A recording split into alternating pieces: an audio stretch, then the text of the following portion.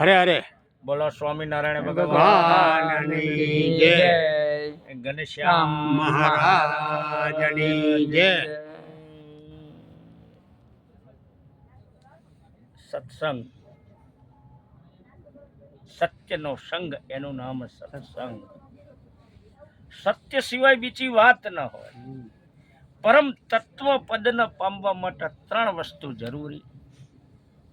એક તો પહેલા ત્યાગવું જોઈએ, ત્યાગ હોય. બીજું વિરક્ત પુરુષ હોય અને ત્રીજું ગુણાતીત.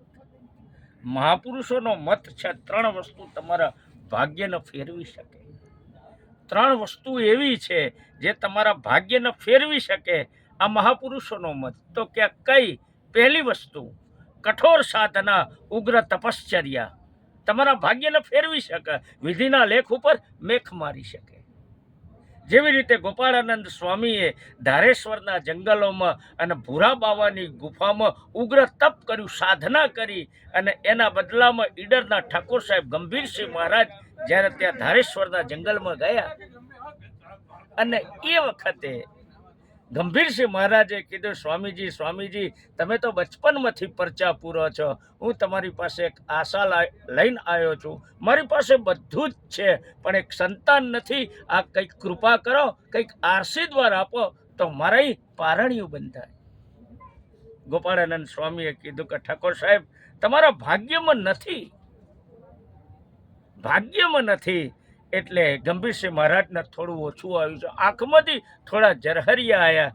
પણ ગોપાળાનંદ સ્વામી જેવા સમર્થ સાધુ પરહિત માટે જીવનારા હોય, પરોપકાર માટે જીવનારા હોય, અને બીજાના હૃદય દ્રવી જતું હોય ત્યારે પોતાનું હૃદય દ્રવતું હોય, એવા સમયે ત્યાં ગોપાળાનંદ સ્વામીએ કીધું કે ઠાકોર સાહેબ, તમારા ભાગ્યમાં તો નથી, પણ મેં ભૂરા બાવાની ગુફામાં જેટલું તપ કર્યું છે, ધારેશ્વરના જંગલોમાં જેટલું તપ કર્યું છે, એ તપનું પણ કંઈક ફળ હોય છે. એ ફળ બધું તમારા માથા ઉપર હાથ મૂકું છું અને તમારા દીકરો થશે, અને દીકરાનું નામ તમે જુવાનસિંહ રાખજો.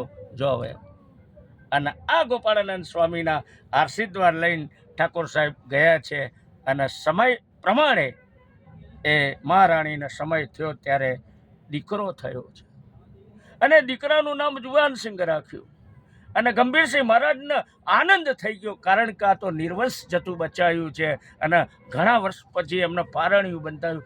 એટલે ગંભીરસિંહ મહારાજ ઠાકોર સાહેબ આખા ઈડરના કેટલા ગામડાના એમ તો પરગણાના માલિક હતા, ઈડરના ઠાકોર સાહેબ. અને આટલી ખુશાલીના સમાચાર એ ગોપાળાનંદ સ્વામીના આશીર્વાદથી મળ્યા. એટલે ગોપાળાનંદ સ્વામી ઉપર ઠાકોર સાહેબ ખુશ થઈ ગયા, મોજના તોરા છૂટી ગયા. અને ઘર થઈ અને ઈડરથી નીકળ્યા. સ્વામીજીના આશીર્વાદ લેવા જાય તે પહેલાં ગંભીરસિંહ મહારાજે એક નક્કી કર્યું કે મારા ઈડરનું એક પરગણું ગામ ખાવા માટે બક્ષિસ ગોપાળાનંદ સ્વામીને આપી દેવું છે. અને ત્યાં ગયા અને સ્વામીજીને વાત કરી, સ્વામીજી સ્વામીજી, તમારી કૃપાથી, તમારા આશીર્વાદથી મારા એ પારણિયું બંધાયું છે, એટલે મને મોજના તોરા છૂટ્યા છે. સ્વામીજી, હું તમારી ઉપર વરઘોડ થઈ ગયો છું અને મેં એવું નક્કી કર્યું છે કે મારા ઈડરનું એક પરગણું ખાવા માટે તમને બક્ષિસ આપી દઉં.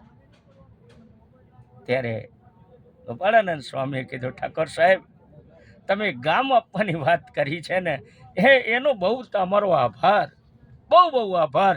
પણ મારા અખિલ બ્રહ્માંડનો માલિક, મારા શ્રીજી મહારાજનો, બ્રહ્માંડના માલિકનો જ્યાં મને પટો મળ્યો હોય ને, ત્યાં તમારા એક ગામના લઈને શું કરું, નથી જોઈતું, માફ કરજો. આનું નામ સંત છે, આ સાધુ છે, બ્રાહ્મણ છે. આ ગોપાળાનંદ સ્વામીના જીવનના પ્રસંગોમાં એક આ પણ છે. ઘણા સત્સંગ છે સારો કર્યો સત્સંગ. અને એ વખતે એક પ્રસંગ એવો છે, મારી યુટ્યુબ ચેનલમાં સબસ્ક્રાઈબ કરજો. અને આવો ટાઈમે અમે આવો સત્સંગ કરીએ છીએ. આ બધા ભાઈઓ અમારા રૂમ છે, રૂમમાં રહી છીએ અને રાતે 10-11 વાગે સત્સંગ કરી, પછી સુવીને વહેલા ઉઠી 3 વાગે નહીં બોઈને પછી કથામાં તૈયારી કરી. અને અમારે ઘણો ધનભાગ, અમારી કૃપા ભગવાનની. અને આવા સત્સંગ અમને સાંભળવા મળે વારે વારે. અને આવા અમારા ભેરું પડખે આજુબાજુના પાડોશીઓ સત્સંગવાળા અમારા રૂમમાં આવીને આવો સત્સંગ કરવા આવે છે, તે બદલ ઘણી ધન્યવાદ. બોલો જય સ્વામિનારાયણ.